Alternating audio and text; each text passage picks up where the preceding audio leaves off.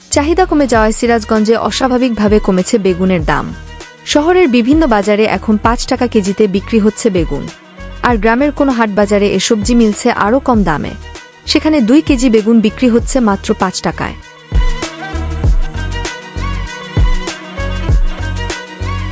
গতকাল শুক্রবার জেলার বিভিন্ন হাট ও বাজার ঘুরে এ চিত্র দেখা যায়। সরেজমিনে দেখা যায় সিরাজগঞ্জ শহরের আড়তগুলোতে বেগুন বিক্রি হয় ১০ টাকা কেজিতে। সেই বেগুন ১৫ টাকা দরে বিক্রি করছেন খুচরা বিক্রেতারা। তবে বাজারে বেগুনের চাহিদা কমে যাওয়ায় কমে গেছে দাম। একই চিত্র দেখা গেছে জেলার সোমেশপুর, শিয়ালকোল, কামারখন্দ, বলরামপুর, পিপুলবাড়িয়া, বাগবাটি, বহুলীসহ বিভিন্ন হাটে।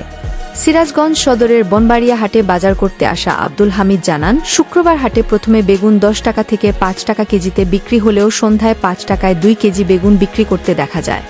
এ দামেও বিক্রি না করতে পারায় অনেককে আবার বেঁচে যাওয়া বেগুন বাড়িতে ফেরত নিয়ে যেতেও দেখা গেছে। বনবাড়িয়া হাটে বেগুন বিক্রেতা শহীদুল ইসলাম জানান, হাটে ৪ মণ বেগুন নিয়ে এসেছিলাম। প্রতিচার ১০ টাকা কেজিতে বিক্রি করলেও ক্রেতা না থাকায় ৫ টাকা কেজিতে বিক্রি করেছি। সন্ধ্যায় ৫ টাকায় ২ কেজি বিক্রি করেও শেষ করতে পারিনি বেগুন। বাকি বেগুন বাড়িতে নিয়ে যাচ্ছি। এই হলো সিরাজগঞ্জের বর্তমান নিউজ।